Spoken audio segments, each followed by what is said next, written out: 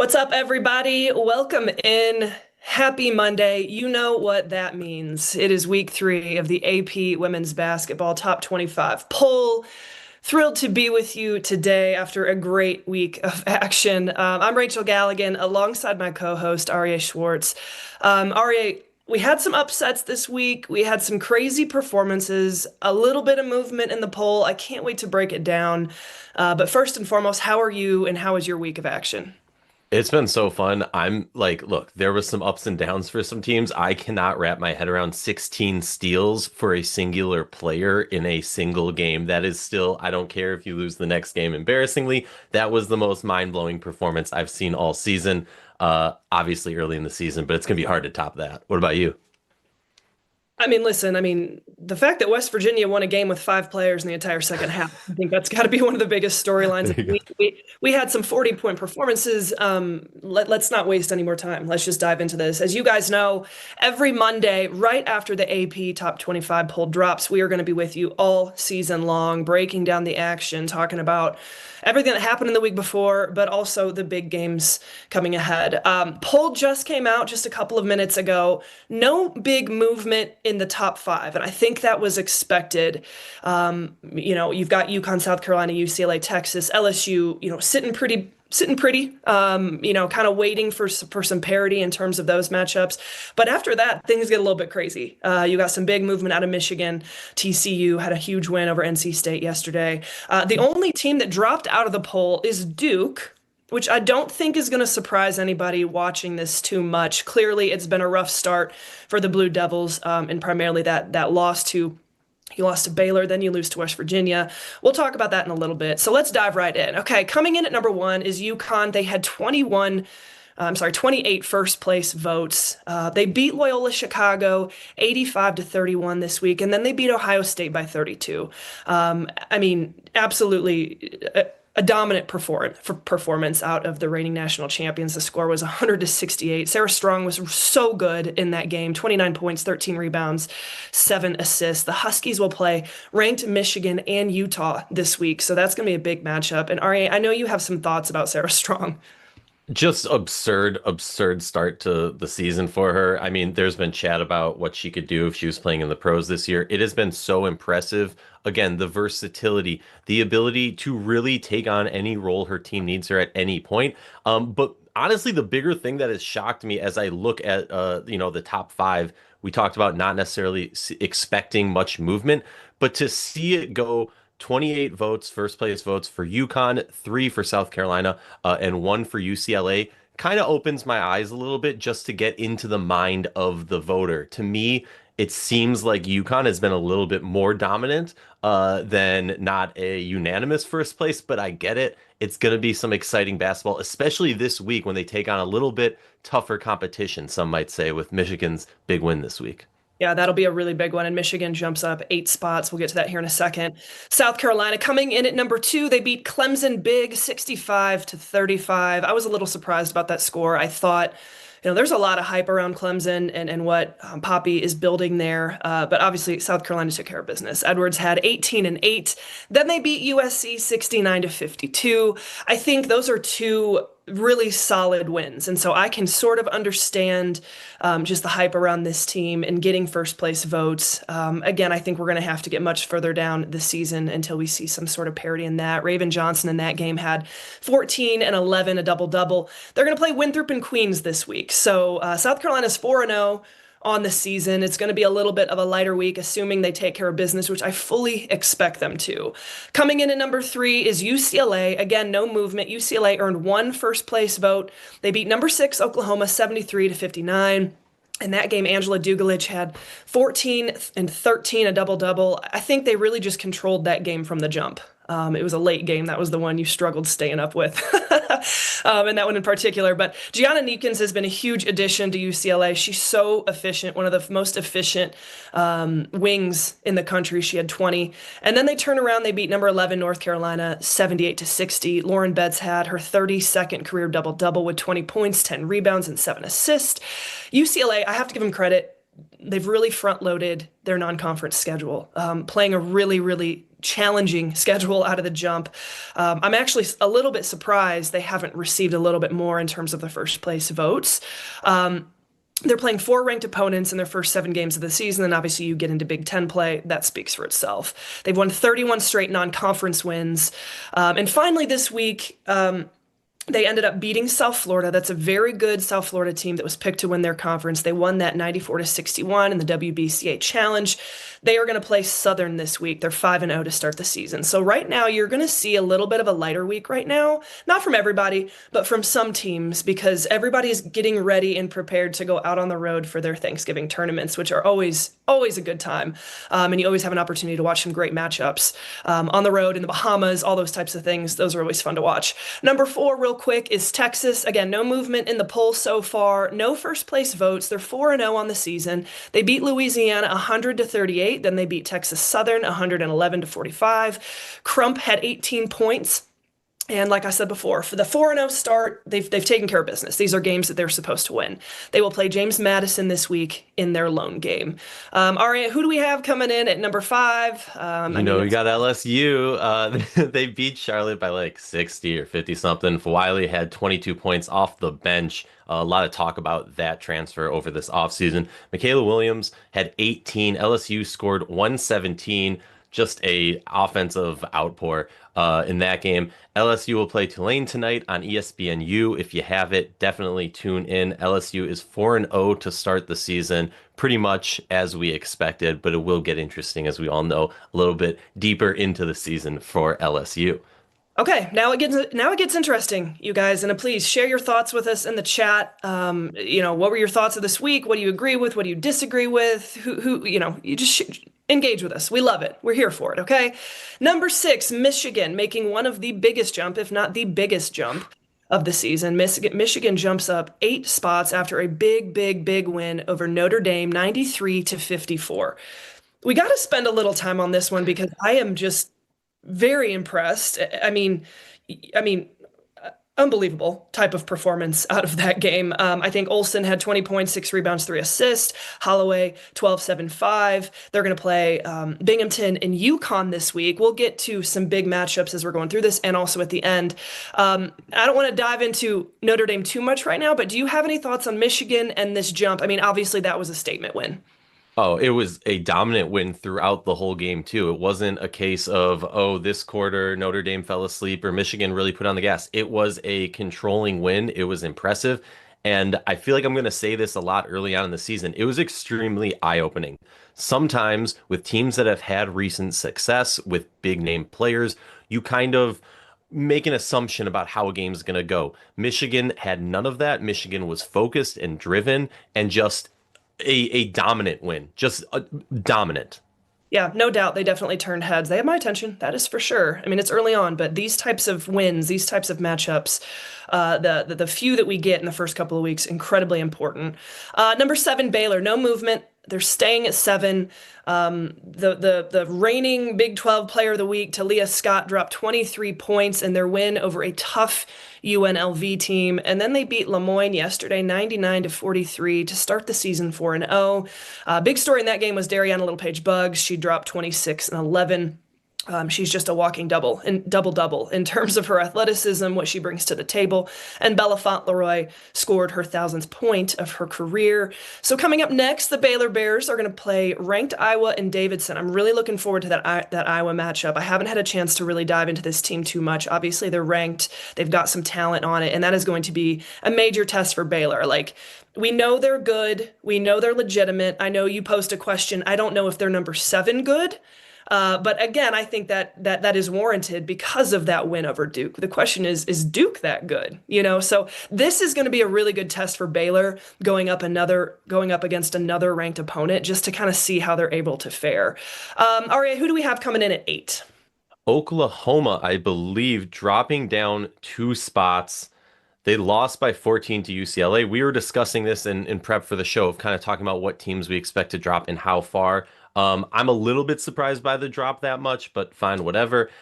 They turn around, though, and beat Kansas City 89-61. Chavez has 29 points on Wednesday, averaging 18 on the season. Great young performances in this early career of hers.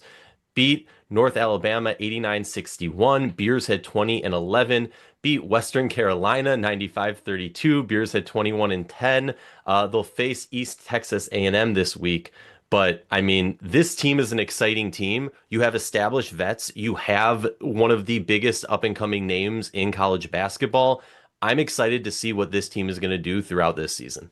Yep. And as you can see, as we were talking about before, this being for some programs a little bit of a lighter week as we're tuning up for Thanksgiving. Why don't you go ahead and take number 9 as well? You know, I got to get my local teams in. University of Maryland, they beat Towson 88-70. The freshman Mac had 15 points to bounce off of what she had last week, which was like a 20-some performance, just a really big performance, especially with the injuries this team is facing. She scored 23, 15, and 15 in their last 3 games. Then they go on, Maryland, to beat Princeton 84-68. Maryland plays Bethune Cookman on Thursday and George Mason on Sunday. They're 5-0 to start the season, but I do not think we have seen the best out of this Maryland team yet. Yeah, looking forward to that team. That Maryland Terps always. I mean, look, Coach Freeze, they're going to be legitimate. They're always going to be in the mix one way or another. Okay, another big movement. TCU up 7 spots from a week ago. Shouldn't be much of a surprise for anybody. They beat the living tar out of Tennessee State, 122-39, the largest margin of victory in program history, at TCU's history, at 83 points. Maddie Sherritt was perfect, a perfect 6 of 6 from the 3-point line, had 22 points in that game. And then the big storyline yesterday, taking down at the time, number 10 ranked NC State on Sunday, 69-59. Spanish forward Marta Suarez dropped 26 points in that game. Off to a 4-0 start. They will play Tarleton State and UT Rio Grande this week. Okay. It's interesting because, I'm in the Big 12 world and I hear a lot of the chatter. Obviously, you have Olivia Miles, who has been incredibly dynamic as well. We're seeing her play freely. We're seeing her play with confidence. This team talks about at length just how hardworking they are in Mark Campbell's pro system. And Olivia Miles made a comment yesterday. She said, I have no doubt in my mind I made the right decision coming to TCU. There's been a lot of people who have mentioned, who are around the program, surrounding the program, even Mark Campbell at times, who says this team has a chance to be even better than the team last year. And so everyone talked about Olivia Miles. But then you have a player who was injured last year, Maddie Shear, who can absolutely shoot the heck out of the basketball. Then you have Clara Silver, the transfer out of Kentucky, who's just a sophomore, but very much coming along, 6'7". You don't have that type of presence. But Marta Suarez, she's the one, started her career at Tennessee, went on to Cal. Now she's in her grad year at TCU. She is skyrocketing up everybody's draft boards in terms of her potential, the way she's impacting the game. Mark Campbell made a comment. He said, this is a player who, in my opinion, has never really been utilized in the way she is supposed to be playing. She's got great size at 6'3", but she's more of a guard. She's able to make decisions on a pick and roll, and so she's playing really naturally. She's playing really confidently, and I just think it's really nice to see TCU be rewarded. I totally called that win the other day, and I know you were mad, REA, that TCU was going to win that game. But I just think, it's nice to see the respect that this program deserves. I think that they're going to be a force to be reckoned with as we get deeper into the season. Okay, number 11, USC. Moving down 3 spots. What are your thoughts on the movement of USC? I mean, they're now 3-1 on the season after losing to South Carolina 69-52. They're going to face Portland on Tuesday and Notre Dame this week. That's a game I'm really looking forward to. And I know Notre Dame has got to be looking forward to it as well, just in terms of a little bit of redemption and proving how talented they are after a tough week. But back to USC, how do you feel about this team and what have you seen out of them so far? They've been enjoyable to watch. Obviously, look, we all know the main headline is no Juju this season. Fine. But that has kind of lit a fire on this team. I feel like they're playing with house money. It almost feels like they have skilled players. They have a talented roster. Yeah, they're missing their big name player. I get that. But they have something to prove. And I think we've seen that early on. Obviously, you see them taking on a top 3 opponent. We can't be sitting here expecting them to pull out, major victories in that. But I will say this team has a lot to prove. So I'm with you. I mean, game of the week, maybe that's a little bit crazy considering the rankings, but the Notre Dame game versus USC, I have circled on my calendar because 2 teams, what more do you want than 2 teams that are just striving to prove themselves and to kind of bounce Yeah. back from something? Well, and obviously freshman Jazzy Davidson. If you haven't had a chance to check her out, maybe be sure to do that. Coming in at Definitely. number 12, Iowa State up 4 spots from last week. The Cyclones are 5-0 to start the season. Big storyline here is Audie Crooks, a new career high. I think if you didn't see it, you must not be on social media because she took the internet by storm, dropped 43 points as the Cyclones beat Valpo 97 to 50. She did it in 19 minutes, you guys. It was like basically 20, but like that's unbelievable to be able to score and be that efficient in that amount of time. Just it's unbelievable. It's like a layup drill for Audie Crooks in that matchup. Then they beat Norfolk State 98 to 52 on Sunday. Like I said before, 5-0 to start the season. Big story in that one. Addie Brown had a triple double. Audie Crooks had a double double. Addie Brown's first career triple double and the first triple double in Iowa State program history in the last decade. So I'm excited about Iowa State. I think they took a different approach than they did last year, where there was all this hype, almost too high of an expectation out of that then sophomore class. And then they went and played like a crazy non-conference, and then they got the tar beat out of them. And then they started coming on later in the season. Now Iowa State's a little bit easier of a start, building up their momentum. I don't know that we've fully seen this team be completely tested. They will play Drake, which is always a good in-state matchup, mid-major matchup, and then Mercyhurst this week. So keep your eye on the Cyclones. I love this sophomore class, obviously headlined by Audie Crooks, one of the best faces in women's college basketball, by Addie Brown. Huge shout out to the junior with the triple double. Coming in at number 13, Ole Miss. You want to take it? I do, but before we get to that, let's jump to the chat real quick. We requested the people talk to us. They're talking to us. Somebody said, I never believed that the Trojans were a top 10 team to begin with. Shout out to South Carolina for getting the job done.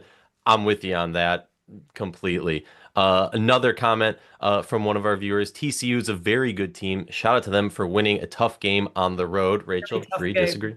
Very tough game on the road. That's a statement win. Southern Cal is truly not a top 10 team yet. We're with you. Miami should be number one. I don't know Okay. about that. A little bit of jump for me. Iowa State is the same team from last year. They haven't done anything different. But Rachel, educate the people. I don't Educate. agree. Yeah, I mean, obviously, you lose Emily Ryan to graduation, but then you bring in a player in Jada Williams, who is thriving under Bill Fenley's system, putting up career numbers in her assists. She's a different type of player than what Emily Ryan was. And so I don't know that they're the same team as last year. I think that they got better in a lot of ways. And probably the biggest thing is they got older. That sophomore class is the leader of this team. And they're now upperclassmen, and they're playing with a confidence that we haven't seen before. So I respectfully disagree. Okay, let's go in at number 13, Ole Miss. Ole Miss, they beat Southern 94-44 to go 3-0.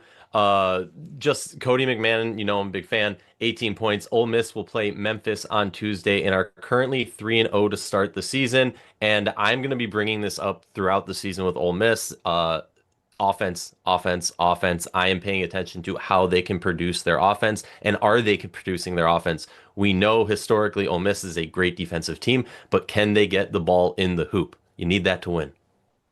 Well, drop in 94. That's a good start. Okay, North Carolina coming in at number 14. They're down 3 spots. As we talked about a couple times so far, they lost to UCLA. Then they beat a very tough Fairfield team who is receiving votes 82 to 68 in the WBCA Challenge. They're now 3-1 on the season. They've got 3 players who are averaging over 10 points a game. They're going to face North Carolina A&T and UNC Greensboro on Sunday. So North Carolina kind of just towing around that top 10, top 15 line. Still a lot to prove out of this team this season. Number 15, Tennessee. Down 3 spots from number 12 to number 15. They're 3-1 on the season. Listen, Belmont gave them a little bit of a scare the other night. We know Belmont is a tough program historically, always going to be a really tough mid-major. But Tennessee was able to pull it out 68 to 58. Talasia Cooper had 22 points, 14 rebounds, and 3 steals. Listen, I mean, for me, just personally, like the jury's still out of the ceiling of this Tennessee team. I just think it's a little bit too early. It's too early in Kim Caldwell's system. It's too early to tell with this specific team in terms of what is their ceiling and how can they produce, especially when they get into SEC play. Number 16, NC State. I'm just going to go ahead and pass it off. Well, they beat Maine 66-47. But then the game we're talking about, right? They lost to TCU. The box score looks like it was just the third that kind of distances teams, but keeping key scorers off their game, and they had them in the hole. TCU ends up winning by 10, held them to shooting just 33%. Tilda had 15 and 6. The Wolfpack are 2 and 2 on the season, but 1 and 2 versus ranked teams. They'll play Coastal Carolina and Rhode Island this week. I fully expect some victories and to hopefully stack forward on the rest of the season. All right, coming in at number 17 is Vanderbilt, up 2 spots. A little bit of a lighter non-conference schedule that we've seen so far. They beat Furman 96 to 48. Then they turned around and beat Austin Peay 75 to 65. Big storyline with Vanderbilt is always going to be Michaela Blake's. Her one of the probably arguably the most offensively dynamic player in the country. She had 26 points in that game. They're going to be tested this week, staying kind of close, playing Western Kentucky on Wednesday to try and start the season 4-0, and then they will play Alabama State on Friday. All right, coming in at 18, Oklahoma State, my Cowgirls. They really had a crazy first week of the season. Played like 4 games in the first week. And they're putting up the absolutely ridiculous numbers from the perimeter. They beat Prairie View A&M 105 to 55. They broke the NCAA record for made threes in the first 5 games of the season. Achola Cott, the transfer from UCF, had 15 and 11 rebounds. She's really thriving in J.C. Hoyt's system. I just think Oklahoma State is a team.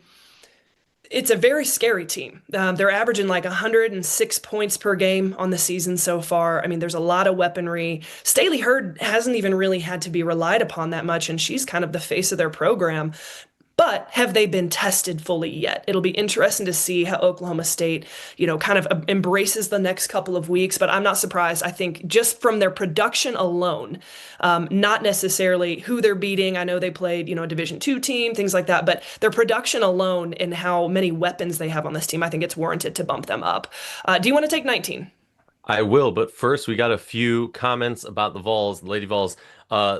One person says Vols are worse than last year. Chicago Cheetah says, I think ever since they lost Ruby, they're missing a lot of depth. She was a very important player for what Tennessee does. Rachel, talk to me about the comparison between last year, this year, and the impact of losing Ruby. Well, I think that's the biggest storyline with Tennessee. Just when you talk about their system and the depth that they need to be impactful, and Ruby Whitehorn as a veteran player and as someone who is, understands that system, that is a big loss. And so that's kind of going back to what I was talking about is, how does this Tennessee, there's still a ton of depth. You still got Cooper, who is incredibly dynamic, but, I just, the jury's out. I think that losing a player like Cooper really hinders the Lady Vols this season. 19 up 2 spots. Iowa coming off that 119 scoring output last week. They beat Drake 100 to 58, still just pouring on the buckets. They then beat Northern Iowa 74-41. We'll now get a true test in Baylor on Thursday and Miami on Saturday. Rachel, I know you are hyped about number 20. Number 20, Kentucky coming in at 5-0 on the season. They beat South Carolina Upstate 90 to 30. Clara Strack has been so good. Everyone kind of wonders. I think that's kind of the storyline with Kentucky right now. Okay, you don't have Georgia Amore. So what does this team really, really look like? Who's the next face of your program right now? And Clara Strack has been really good. 18 points, 16 rebounds, and 3 steals in that game. Then they turn around and beat Marshall. Strack in that game, another double-double, 15 points, 13 rebounds. They're going to play Purdue and ranked Louisville this week. Ooh, the bluegrass battle, whatever they call it, the battle of bluegrass, red versus blue. That is a game, folks. Kentucky and Louisville, you always got to be tuned into that one, which teased me right up just in time. Louisville coming in at 21. Just so you know, Kentucky went up 3 spots. Louisville went up 1 spot. So 20 and 21 respectfully. Louisville beat Colorado 74 to 68. I love that matchup with J.R. Payne. I felt like that could have been a scary game for Louisville, but they were able to pull it out. They had a big fourth quarter. Skylar Jones couldn't be stopped, had 21 points and 5 steals. And then they turned around and beat Clemson 65 to 54 in the ACC opener, which sounds really crazy to talk about conference games this early on in the season. They'll play Morehead State before they face Kentucky. That's one of our big, big games this week. I think it's going to tell us a lot. And obviously, the rivalry between the red and the blue, that is one of the best in all of college basketball. Coming in at 22, RM, you want to take Michigan State? Up two spots. They beat Youngstown State 96-52. Van Sluten had 17 points and six rebounds.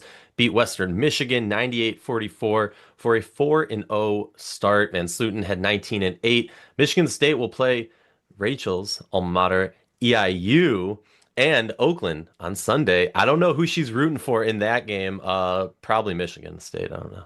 Uh, Rachel, I know we had a lot of discussion coming into this AP poll drop on West Virginia's big win. Would it be enough to Yep. bump them in? And we both agreed it would be enough to bump them into the top 25. The question was more so who would drop out? A historic drop, I would say, in my opinion, from Duke. A very nice rise to the top for West Virginia. Please drop some information on me. Yeah, so the only drop out was Duke, who was 15 and now completely dropped out of the poll. You might think, oh my gosh, that is a really harsh, that's a really harsh drop. I don't understand how they could drop that much. Well, it's because West Virginia beat them in the second half with basically five players off the bench. There was a scuffle right before halftime. The West Virginia bench ended up clearing, which you can't do when you have players that leave the floor. It's an automatic, you're ejected on the game. And now West Virginia, now they lost J.J. Quinterly, but they still have Jordan Harrison. And props to Mark Kellogg, who, in my opinion, is one of the best basketball minds in the country, finding a way to reload and run their system and their press incredibly efficiently. Listen, this has a chance to be one of the biggest games, storylines, fairy tale moments of the season. It's incredibly impressive for West Virginia to lose their main players, their high minute players, and then go in the second half, have five players. They finished the game. One of them had four fouls, and they were almost getting ready to play 5-on-4. But West Virginia showed incredible resilience in that second half against Duke, to really to control the third quarter, to control the game. Really heroic performance. It gives me chills to think about it. Ended up winning that game 57-49. Just a real quick recap.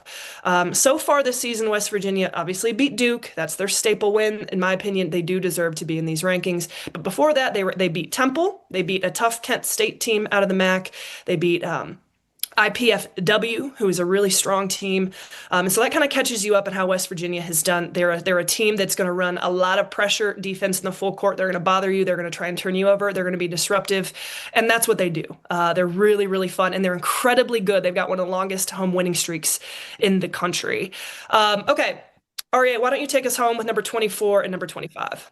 Number 24, Notre Dame. We've been talking about them a lot throughout this episode. They beat Akron 85-58. Hidalgo had the 44-point, 16 steals, 9 rebound game. Insane. Then turned around and got waxed by Michigan 93-54. Hidalgo struggled big time in that one. 4 of 21, 0 for 8 from 3, 7 turnovers.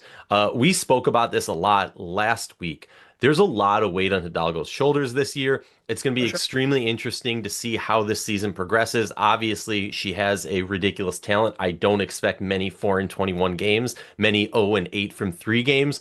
The Irish will look to bounce back against ranked USC on Friday, which will be very interesting. Again, Notre Dame dropped 6 spots from that. And then Washington at 25th spot did not move. They're 3-0 on the season. They beat Montana 87-56, then beat Utah. We talked about that game, to keep an eye on that game. 72-61, a nice win on that to stay 3-0 on the season. We'll play Fresno State and Vermont, the Mountain Cats, in later this week. But Rachel, I know you're going to be excited about this. One of our listeners, one of our viewers said this: Oklahoma is a very dark horse. I mean, the Cowgirls are really good. I could see them knocking off a top team or two. Thoughts on that? I'm with this. I agree.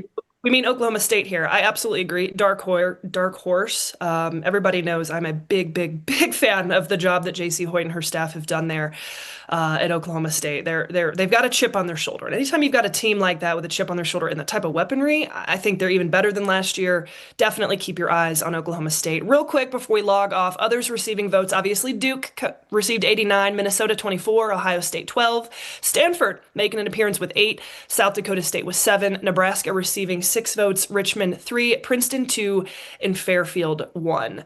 Final thing before we wrap up. You can get a chance to watch LSU tonight. That's one of the only top 25 team that is playing tonight. They're going to play Tulane. And then just to recap real quick, you've got UConn and Michigan on Friday. That is going to be a great matchup. We're really going to see a test for UConn and also try to really see how legitimate is this Michigan team. I know I'm going to be locked into that. Iowa Baylor on Thursday. We've talked about a lot. I'm really excited to see Baylor be tested against another ranked opponent. And also, where does Iowa stack up? Kentucky Louisville on Saturday. Self-explanatory. Here's one: Duke and USF, South Florida. I think that is an interesting game because South Florida picked to win their conference. They got a lot of depth on that team. Does Carla Brito play in that game? That could be a really interesting matchup. USC and Notre Dame on Friday, Miami and Iowa on Saturday. I want to appreciate everybody for being here today.